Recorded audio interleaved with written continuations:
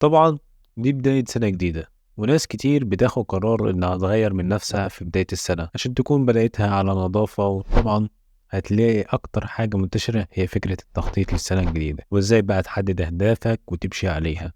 بس السؤال هنا، هل فعلا الكلام ده صح؟ ولا هو مجرد كلام يعلي الأدرينالين بتاعك دلوقتي وخلاص؟ قبل ما أجاوبك على السؤال ده، عايزك الأول تتخيل إنك موجود في غابة أو صحراء أو متاهة. إيه هي أول حاجة ممكن تفكر فيها؟ أو إيه هي أول حاجة لازم تبقى معاك عشان تعرف طريقك للخروج من المكان اللي أنت موجود فيه ده؟ المية، الأكل، اللبس، كل الحاجات دي ممكن تعيشك يوم أو اتنين أو تلاتة، بس هل هي هتخليك تنجو من المكان ده؟ وبصراحة لأ، كل الحاجات دي فانية وبتخلص. انت في المكان ده اكتر حاجة انت محتاجها هي خريطة اللي مرسوم عليها الطريق بتاعك، اللي هو انت موجود هنا يبقى تمشي بالاتجاه ده عشان توصل للنقطة دي. وبالظبط هو ده نفس الكلام بالنسبة للتخطيط. الحياة ملهية جدا، وكل يوم في حوار شكل وترند جديد ودوامة جديدة. لو معرفتش تسيطر عليها وبقيت عشوائي، صدقني هتندم. ولو عايز حياتك ما تبقاش عشوائية، يبقى لازم تمشي على خطط معينة. وكونك مشيت على خطة معينة معنى كده انك مش عايش وخلاص، اكيد عندك غاية، سواء من شغلك او من دراستك. زي مثلا انك نفسك تجيب لك تليفون جديد، تجيب لك عربية جديدة، تتجوز. كل الحاجات دي هي عبارة عن اهداف او غاية نفسك توصل لها، وبمجرد وصولك ليها هتلاقي نفسك حددت لنفسك هدف جديد بحلم جديد. والتخطيط ليه انواع كتيرة، يمكن يكون يومي او اسبوعي او شهري او ربع سنوي او نص سنوي او حتى سنوي كامل. والتخطيط للأهداف هي أول خطوة لازم تعملها عشان تبدأ مشوارك. وبصراحة مش هنضحك على بعض يعني، بس أنت لما تجيب كشكول وتسجل فيه كل حاجة أنت عايز تحققها، هتحس بشوية إلزام وتحدي، لأنك كونك كتبت أنت عايز إيه معنى كده إنك مش هتنساه وتفكر كل شوية نفسك بيه، لأنك ببساطة مش هتحب إنك ترجع في يوم اللي كنت محدد لنفسك فيه إنك هتحقق الهدف ده وتلاقي نفسك محققتهوش.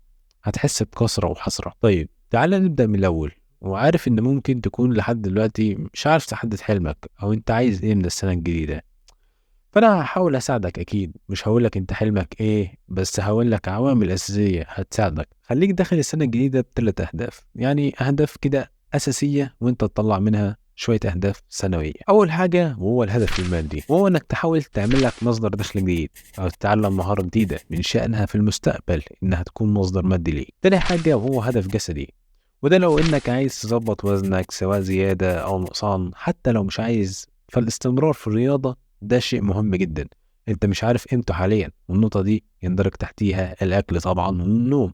هي اي حاجة تهتم بصحتك. اما الهدف الثالث وهو هدف ديني، سواء لو انت مش منتظم في صلاتك بتحاول تنتظم فيها، او لو انت مثلا مش بتحفظ قرآن فتبدأ بانتظام. تقسيم الحلم خطوات.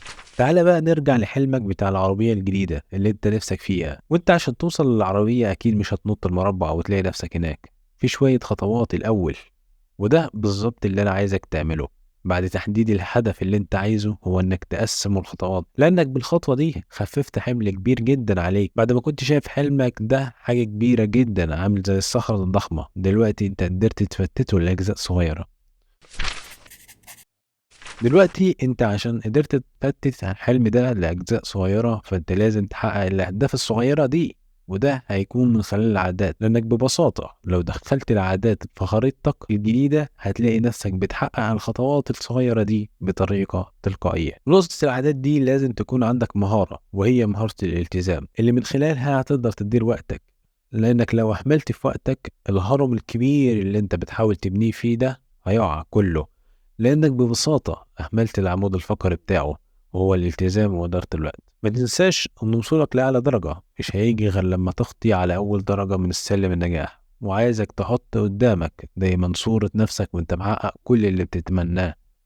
وبس ده كان فيديو النهاردة. أتمنى لو الفيديو عجبك ما تنساش اللايك والاشتراك، وتقول لي رأيك في التعليقات. أشوفكم في فيديو جديد. سلام.